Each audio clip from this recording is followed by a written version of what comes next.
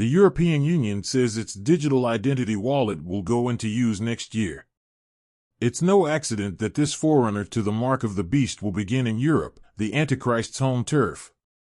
In an article sponsored by the global digital security firm Entrust, Wired magazine called the digital identity wallet the most ambitious rollout yet of a comprehensive digital ID system, combining security, compliance, and privacy safeguards for the EU's 447 million citizens.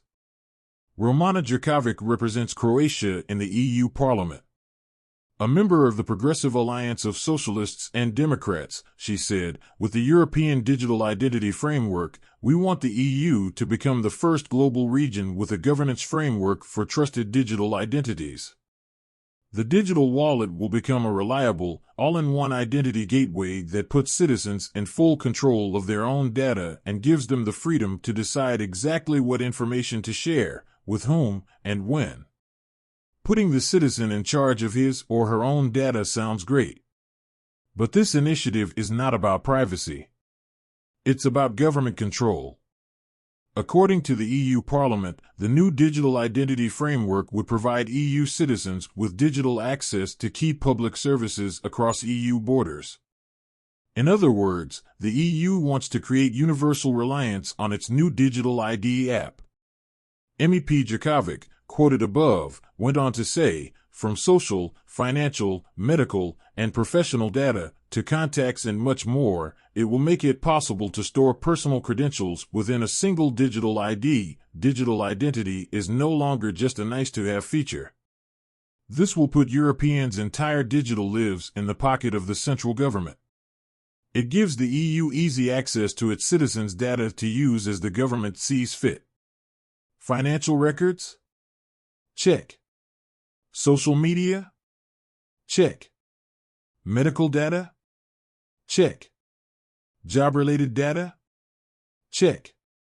In a piecemeal fashion, these things are already available to law enforcement if it can show just cause for suspecting a crime. But this will give a whole range of government agencies quick and easy access to everything about the individual. And it will all be wrapped up in one comprehensive package. According to the EU Parliament, using the EU wallet will always be voluntary. If that's a relief, remember that in 1936, the United States government promised citizens that the then new Social Security number would not be used for identification. They promised it would only be used as a tool to track earnings histories for determining Social Security benefits. From 1946 to 1972, they printed that message on every card. For Social Security purposes only.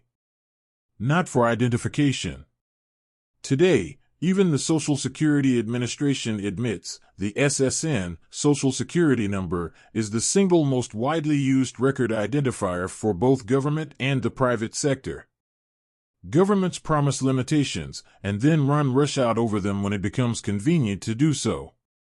The EU says the legislation would ensure that citizens who choose not to adopt it are not treated differently to those who do. But in the very next paragraph, they say the wallet will allow users to access goods and public and private services.